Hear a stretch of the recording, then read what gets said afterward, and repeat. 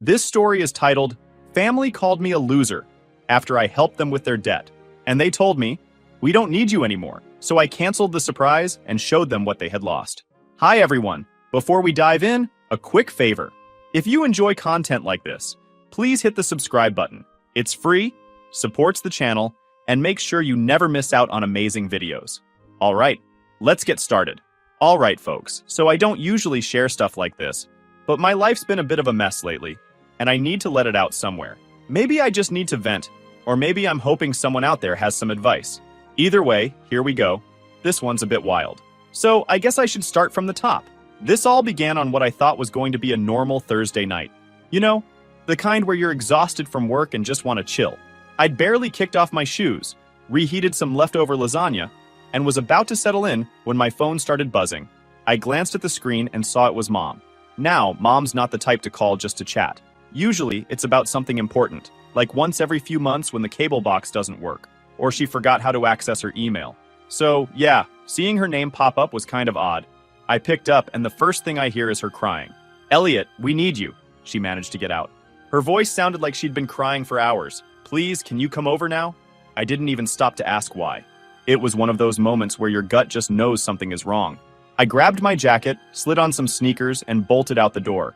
My heart was racing the whole drive over, and I was running through a mental checklist of what could have gone so wrong that Mom, of all people, was crying. When I got to the house, it was heavy. That's the best way I can describe it. Everyone was there. Dad, Vanessa, 28 female, Colton, 26 male, Rachel, 22 female, and even Grandma, who looked like she'd aged 10 years since I'd last seen her. The living room, where we all grew up watching movies and fighting over snacks, now felt suffocating. Dad was sitting on the couch, looking concerned and staring at the carpet like it had all the answers. Vanessa was pacing, chewing on her nails. Colton was slouched in the recliner, avoiding eye contact, and Rachel was curled up in the corner with her arms crossed. Grandma, my rock, was hunched in her chair, looking smaller than I'd ever seen her. "Elliot, sit down," Dad said, his voice tired. I could tell just by his tone that whatever this was, it wasn't small. Turns out, the family was in deep. They were drowning in debt. We're talking massive, can't sleep at night kind of debt. Every credit card was maxed to the limit. The mortgage was overdue for months and barely hanging on by a thread. They'd been trying to hold it together, but things just spiraled way out of control. And as if that wasn't bad enough, Vanessa, my older sister, had secretly taken out a personal loan to cover some emergency expenses. She was standing there as my dad explained to me. I glanced at her. She looked ashamed. But what were those expenses? Nobody even knew at the time, but now the collectors were hounding them day and night, non-stop calls and letters. To make matters worse, the bank had sent them a foreclosure notice. And now the house we all grew up in, the one packed with every family memory, was on the chopping block. It felt like their entire world was crumbling, and they were running out of time to fix it. It was a lot to process. I just sat there listening, as they explained how they'd tried everything they could think of. Selling stuff, cutting back on expenses, even asking relatives for help, but nothing worked. "We've done all we can," Dad said, his voice breaking. "I hate to say that, but we don't know what to do." There was this long pause where everyone was just looking at me. I don't even know why, but it felt like the weight of the entire situation landed squarely on my shoulders. Now here's the thing. I'd been saving for years. I worked my butt off at a pretty stable job and had a nice little chunk of money tucked away. The plan was to use it for something big, like life-changing big, but I'd always kept it to myself. And seeing my family like that, broken and desperate, I didn't even think twice. "I'll help, don't worry," I said. Over the next few days, I made it my mission to untangle the mess. I cashed out $70,000 from my savings, which was a massive hit, but I figured it'd be worth it. I started by paying off the most urgent debts, stuff like credit cards and utility bills to stop the calls and letters. I even met with the bank to renegotiate the mortgage so they wouldn't lose the house. Vanessa's loan was tricky, but I covered that too, just to get the collectors off their backs. By the end of it, things were stable again. The family wasn't entirely out of the woods, but at least the house was safe, and they had room to breathe. The reaction I got from them made it all feel worth it, though. Dad hugged me. A real tight hug, which is not the usual him. "You're the hero of this family," he said proudly. And for once, I actually felt like I mattered to them. Mom cried, but this time it was happy tears. Even Vanessa, who's usually too proud to admit she needs help, said, "Thank you, Elliot." I don't know how to repay you. For the first time in forever, I felt appreciated. Like I wasn't just the quiet one of the family who always stayed in the background. I thought that moment would stick. That maybe this was a turning point for all of us. But, oh boy, was I wrong. At first, things seemed fine. Actually, better than fine. I felt like I'd made a real difference. Every time I dropped by, the tension that had hung over everyone seemed lighter. Dad was back to tinkering in the garage, Mom wasn't glued to the couch, stressing over bills, and even Vanessa smiled a bit more. It was nice, but it didn't last. After a few weeks, the warmth started to cool off. Visits felt shorter. Texts from the family became less frequent, and the gratitude that once felt genuine began to fade. I didn't think much of it at first. People move on, right? They were just busy getting their lives back on track. Or at least that's what I told myself. What kept me grounded, though, was the surprise I'd been planning for years. You see, long before all this debt stuff happened, I had a dream. To buy my parents a new car. Not some luxury sports car or anything ridiculous. Just something practical and reliable but still fancy. Their old sedan, a clunky gray thing that groaned every time it started, had been on its last legs for years. That car was a running joke in our family. Dad called it Old Betsy, but Betsy wasn't running so much as limping. There was duct tape holding the side mirror in place, and the windows only rolled down if you smacked the buttons just right. I can't even count the number of times it broke down in the middle of nowhere. So I'd been saving for a replacement. It wasn't just about the car itself, it was about giving them something they didn't have to stress over. A way to say, "You've done enough for us. Now, let me do something for you." After the debt situation, I figured now was the perfect time. I started doing research. What kind of car would work best?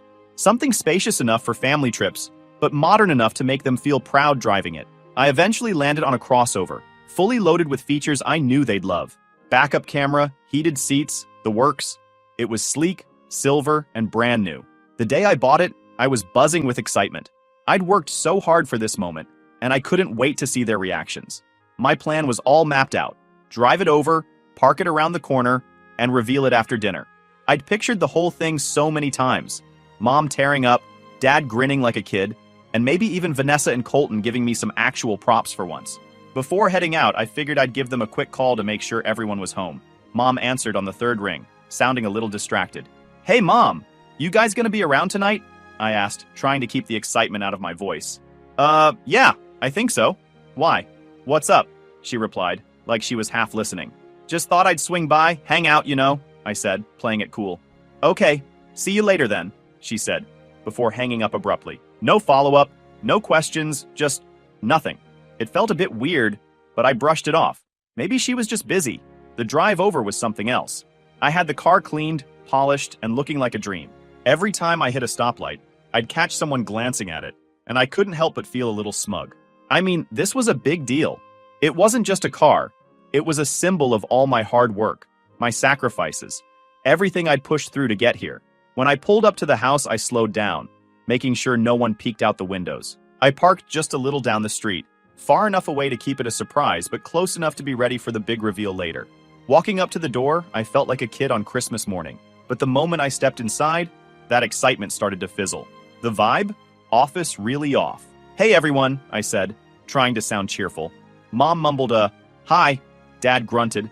The siblings were nowhere to be seen, but I could hear Colton's music thumping from his room upstairs, and Vanessa was on her phone in the dining room, scrolling unfazed.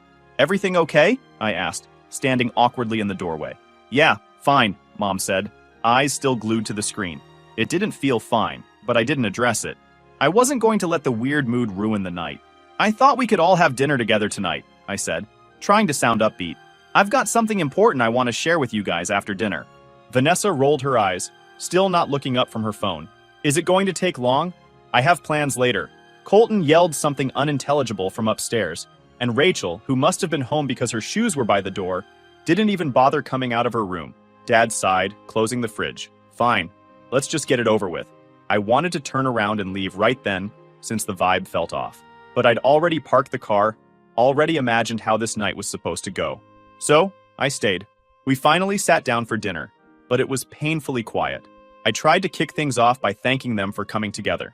Before I could even start explaining my surprise, Colton came downstairs, chewing a piece of bread. "Can I borrow your car tomorrow?" he asked, cutting me off. Mine's acting up again. I hesitated. "I need it for work in the morning, but maybe after..." Vanessa cut in, snapping, Wow, so you can bail us out of debt, but you can't even lend Colton your car? Such a big hero you are, Elliot. My head snapped toward her. Are you serious? I was just saying. Rachel finally came out of her room, arms crossed, scowling like I'd interrupted her entire life. He's always like this, doing stuff to look good, then acting like he's better than everyone. I couldn't believe what I was hearing. What's wrong, guys? I've literally done nothing but help you, I said, trying to stay calm. Mom, who hadn't said a word since dinner started, decided to chime in. Elliot, we've got enough going on without you making everything about yourself. If you're going to cause drama, maybe you should just leave. Drama? I was there to give them a new car. How was that causing drama? Dad mumbled, We're not asking for your help anymore. Don't think you're the center of the world now. We don't actually need you. I was shocked. I didn't understand why all of them were suddenly throwing comments against me. Even my grandma mumbled something I didn't hear, but she looked disappointed. Something inside me snapped. I slammed my hands on the table, making the plates jump. Shut up! What the hell is wrong with you people? I shouted. I came here to do something good and this is how you treat me? But it seems that I got something you guys don't deserve. I stood and stormed outside the house. They all followed to see what's going on. When they finally shuffled outside and caught sight of the brand new car parked out front, their faces were priceless. Smugness, gone, replaced by pure, unfiltered shock. Mom's jaw literally dropped. Dad froze mid-step, and Vanessa looked like she'd just seen a ghost. This, I said, pointing to the car, my voice sharper than I intended, was supposed to be for you. I've been saving for years to get you something reliable, something nice. But you know what? You don't deserve it.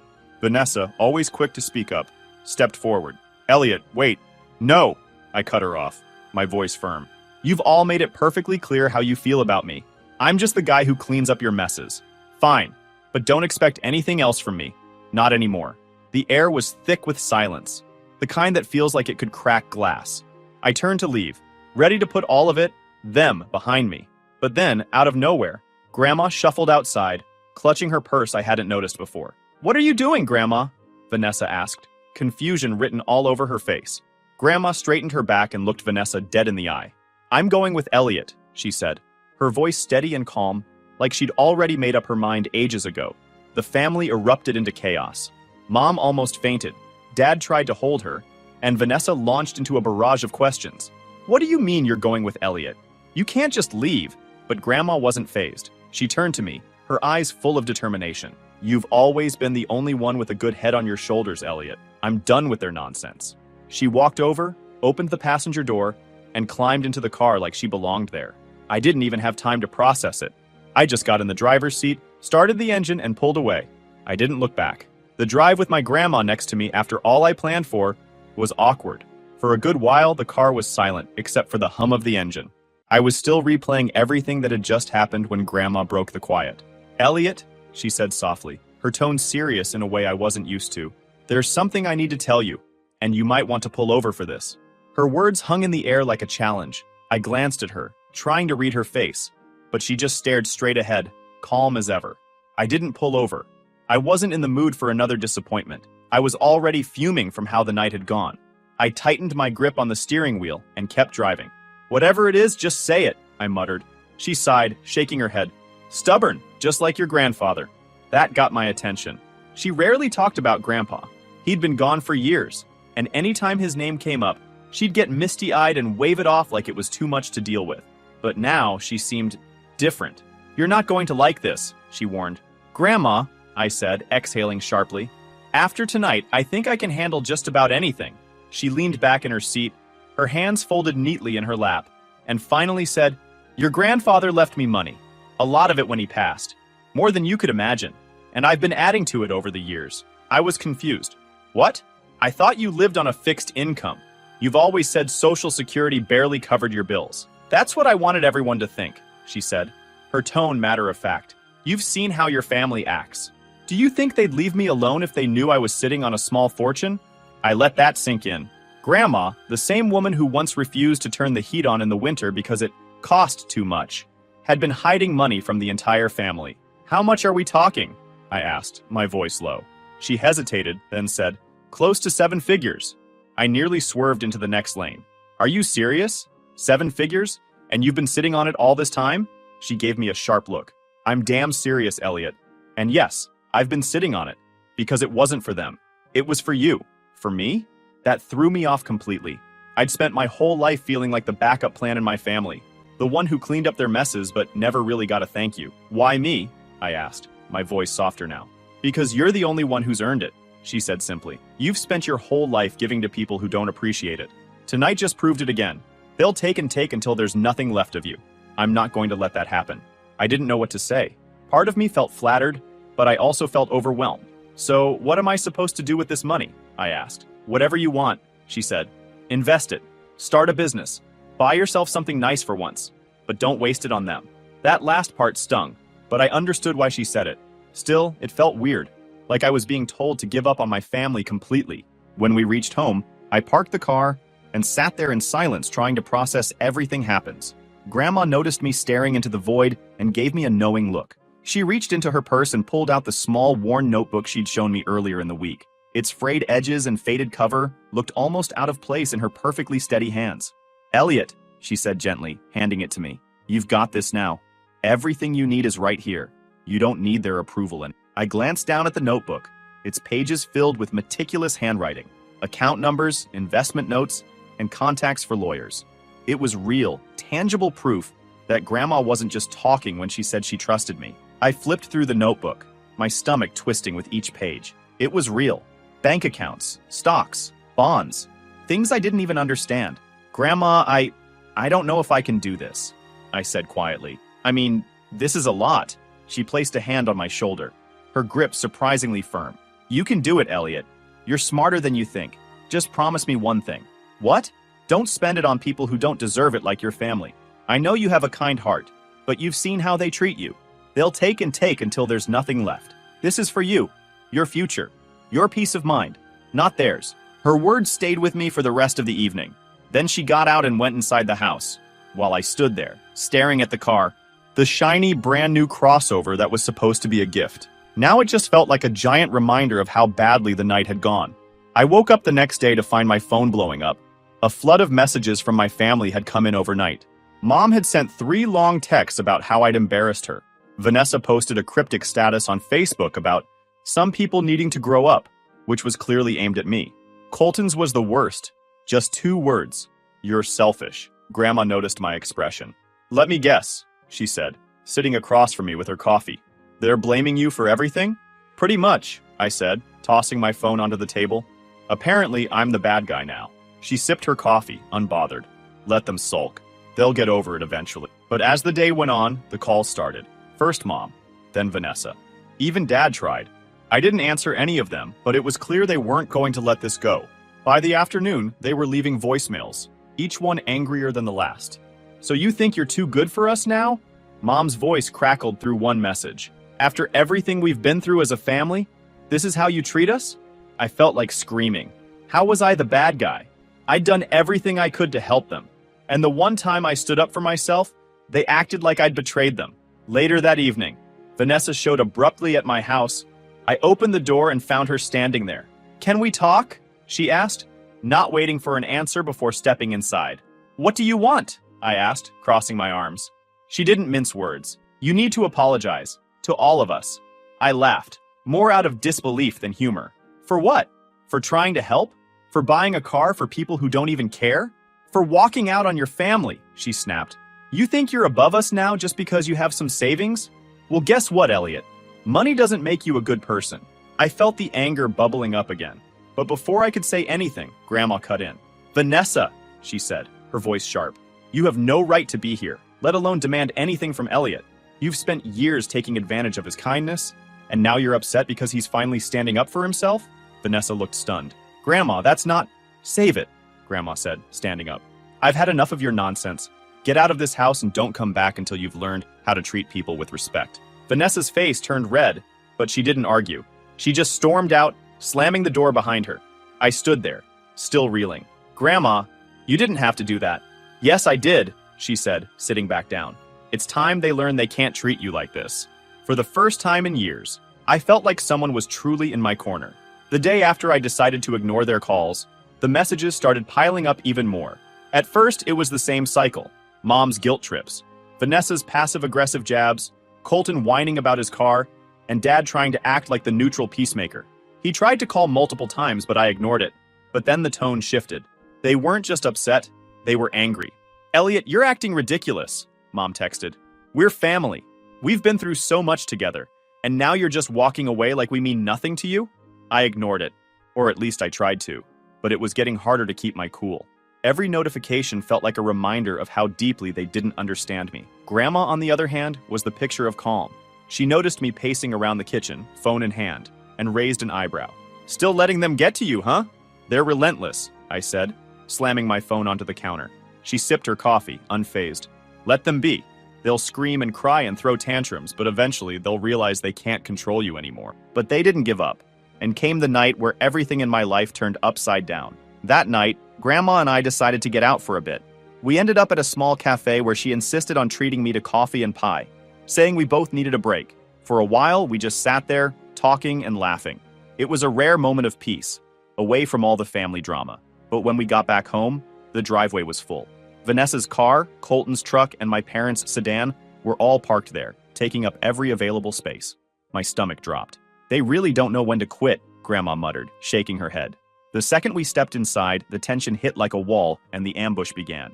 "This has gone far enough," Dad said, standing in the middle of the living room like he was about to deliver a verdict.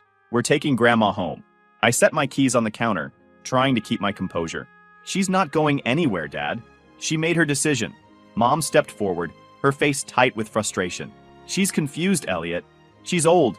She doesn't know what's best for her anymore." Before I could respond, Vanessa pulled out a piece of paper and waved it in my face dramatically. "This is a power of attorney form. We've already spoken to a lawyer.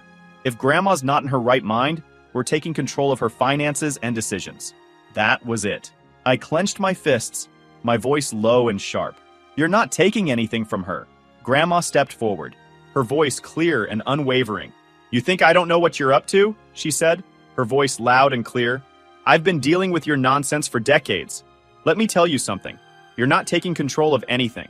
I've already spoken to my lawyer, and everything I have is going to Elliot. Every last penny. There's nothing you can do about it." The room exploded. Vanessa started yelling about fairness. Colton accused Grandma of being manipulated. Even Mom and Dad looked stunned, like they couldn't believe she'd gone behind their backs. But the chaos stopped cold when Vanessa shouted, "If you don't give us what we deserve, I'm going to tell Elliot the truth about his perfect little childhood." Everyone froze. I turned to look at her, my heart racing. "What are you talking about?" I demanded. "Vanessa, don't," Dad said, his voice low and warning. "Why not?" Vanessa snapped. "He deserves to know." "Deserves to know what?" I asked, my voice louder now. Vanessa crossed her arms, glaring at Dad. "You're not his biological father, are you? Mom had an affair before he was born, and you just decided to raise him like it never happened." I couldn't believe what I was heeding. My chest tightened, and for a moment, it felt like the room was spinning. "That's enough!" Dad roared, his face red. "No, it's not enough," I said, my voice shaking. "Is it true?" Dad hesitated, his eyes darting to Mom, who was now crying silently. Finally, he nodded. "Yes, it's true. But it doesn't change anything. I raised you. You're my son." I stumbled back, trying to process everything. My entire identity felt like it had been ripped out from under me. "You lied to me," I said, my voice barely above a whisper.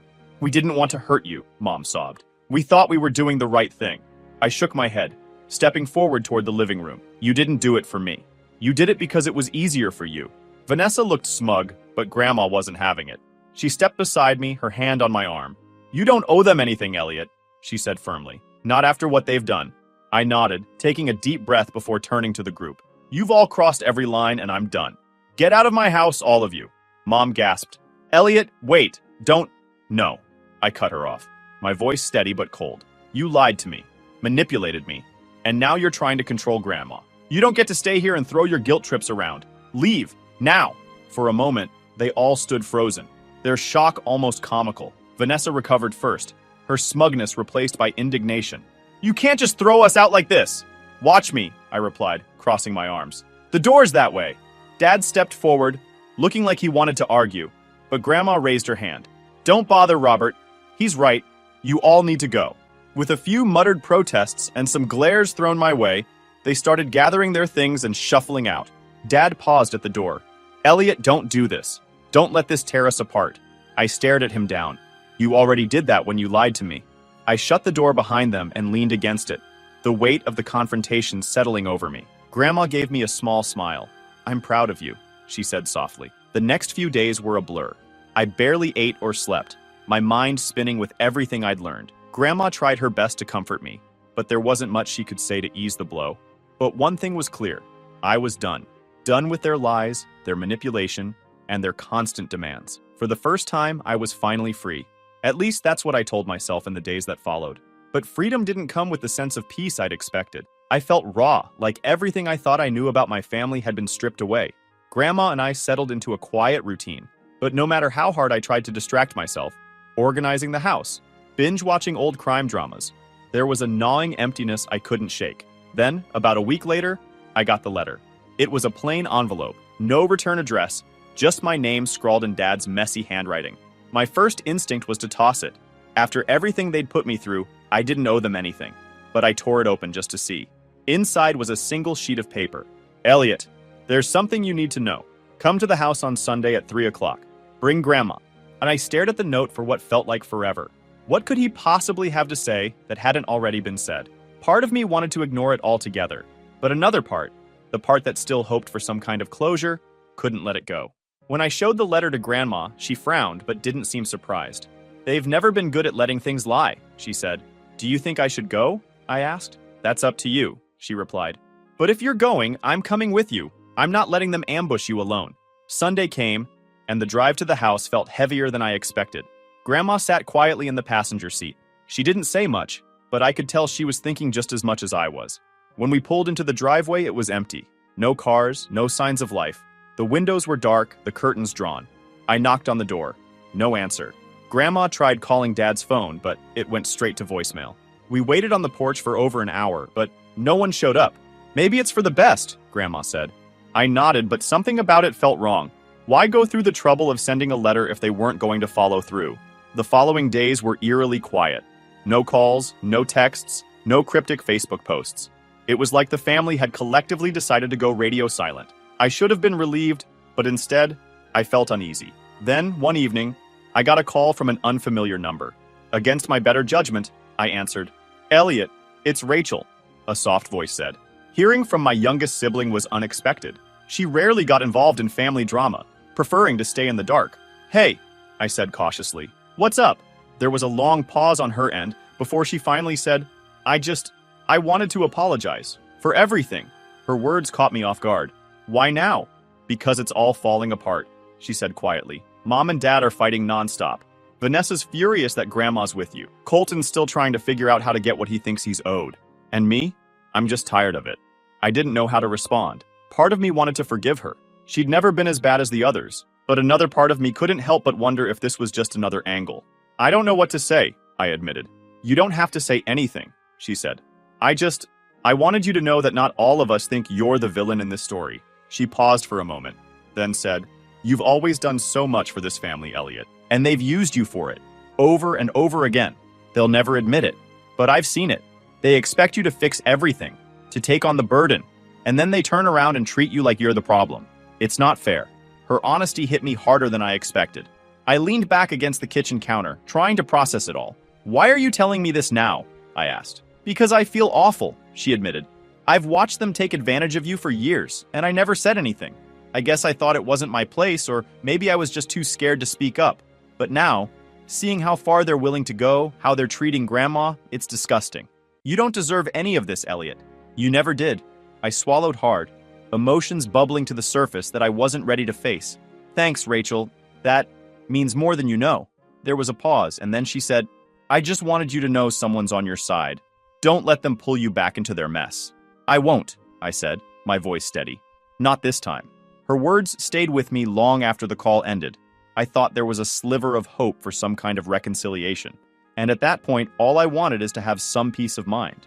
A week later, I got another letter, this time from a lawyer's office. Inside was a formal notice about Grandpa's estate, something about a final review of assets. It didn't make sense. Grandpa had been gone for years, and as far as I knew, everything had already been settled. I showed the letter to Grandma, and her face darkened.